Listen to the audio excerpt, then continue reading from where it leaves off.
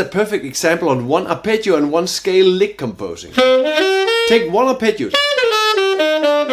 one scale, and make a nice little ending and you have a perfect lick. When I started at the conservatory, one of my teachers told me to start composing licks. And as you see on these licks, I really made some weird stuff in the beginning. The process really helped me to make my own lines and get into the jazz feel. Jazz lick composing will add so much to your jazz playing because this is what everybody does when they are learning jazz and actually playing jazz.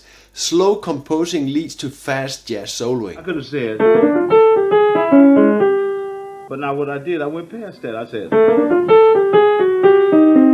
I've attended a lot of Barry Harris's workshops, and they're all about how you can play beautiful jazz lines. But his concept in how you construct lines is just amazing, and this is what we are all doing when we are playing and when we are composing jazz licks.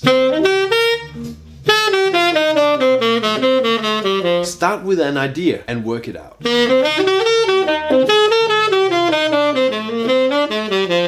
This lick is built on the ideas of the first lick, arpeggios and scales added together. Later I'll get into how we get these ideas and how we put this together. Let's see how we get there by using the one arpeggio, one scale, add rhythm method. We start with the C major scale because we have a 2-5-1 in C major. A good tip is get well acquainted with the material, practice the C major scale up and down.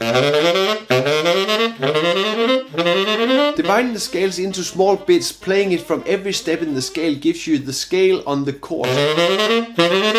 Split up the scale and add it to the different chords in the progression. D minor goes to D minor, G7 goes to G7, C major goes to C major. You also split up the chords in the scale, playing the chords fitting to each step of the scale. And now we're ready to get started. Looking and listening to this line, you can see that the chords in the scale fitted to this progression adds up to the sound. There are no funny sounds or no funny notes. The D minor at the beginning and the C major at the end are rather obvious. D minor 7 and C major 7. And when I'm adding that scale to the G7, I'm looking to put a fair amount of the chord tones on the beats of that G7 to make it clear that we are playing the G7 chord. Further on the G7, I make it clear at the end that I'm going into that C major by using that leading tone B into that C. But when I listen to the line, it sounds rather dull. Boring! How can we spice this up? We must connect the lines that it's one sentence. And by adding just a simple quarter note in the beginning of that D minor bar and prolonging that C on the top, the lines sound much more connected into that G7. But the C chord is still super dull. One of the things that's really cool to do now is take that line, play it, and see what you would do to make that C major more happening. The first idea that springs into mind is moving the line one quarter note. This gives a complete new surprising sound in that chord. Slowly add more new ideas into the playing, but most importantly is keep playing what you already know. You really do not need to invent the wheel, so please use what you already have in your technical vocabulary. We know the arpeggio on the D minor 7 chord, let's use it. I just moved the arpeggio and prolonged that C. On that G7 chord, I've just sped up the first two notes of that G7 scale down. Further, the line is completely as it was before, just the descending G7 scale. That small rhythmic change just makes a completely new flow to that G7. So when you're composing, think about how rhythm can spice up your lines. If you have a long 8-note line that's boring, think about rhythm. How can you spice this up? On the C major, I choose to play that arpeggio going up, so again using what I know. And the B is a chromatic approach note to that C. Arpeggios with the chromatic approach notes is a well-known pattern you really need to check out and get this into your technical vocabulary. And it's a really great technical exercise added into more keys. Train this and add it directly into the lines you're composing. I immediately added the arpeggio with the chromatic approach note to my D minor 7 now. When you have trained it and mastered it technically, add it directly into your playing. The change in the D minor lick from before till now is almost nothing, but it means a lot in the sound. On the G7 scale, I just moved it into that D minor bar, still speeding up those two beats. This gives a great continuation from the D minor chord into that G7. At the end of the G7, I'm tying over that B, making that the chromatic approach note to that C major arpeggio going up. And then I'm ending with a small embellishment. B-O-M-B, bomb! T-O-M-B, Tom, no tune! Like Gallagher here, you need to build existing lines on the material you already know. When I slowly move through these lines, you see how little actually changed from every lick I make. You really do not need to start over, use the same material. One of the things that always helped me develop new lines is listening to my heroes.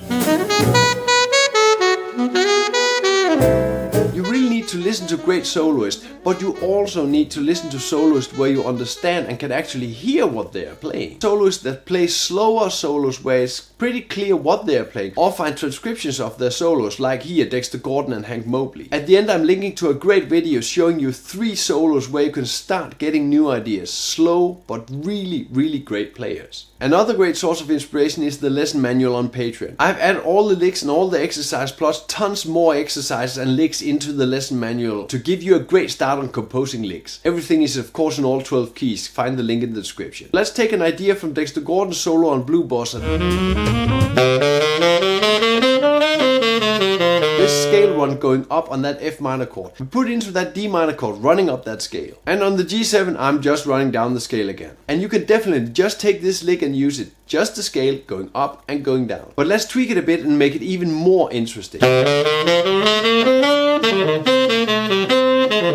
D minor scale line is of course the basic line. And when I take it a step further, this is what we do. I keep some of the scale line on the G7, but I also add an F major arpeggio. I'll get back to this F major arpeggio on the G7 in just a bit. And on the C major I also play an arpeggio descending. Got a dead cat in there or what? Fuck you, asshole. So you see that old Terminator here is choosing the lines he's going to play. And when I'm composing, my brain kind of works like this. I'm choosing the best option to play at any given moment. For example, using these chords going down. Train these chords and have them ready in your system. I'm using the upper structures of the chords I'm playing. On the G7 I'm playing a D minor 9 into G7, and on that C major 7 I'm playing an E minor 7 a C major 9. I think the played chord as the upper structure of the original chord. If I take this lick and shake it up, I can rearrange the ideas of the lick. And here I'm having the descending upper structure arpeggio in mind.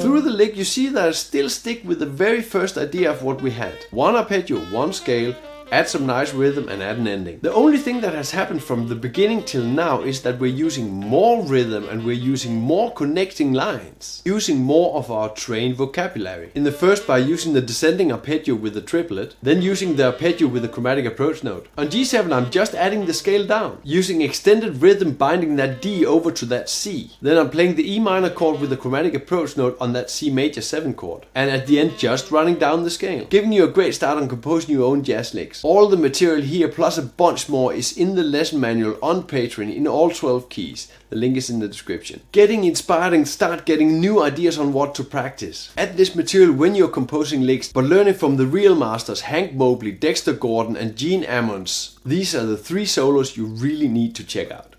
Play music, have fun.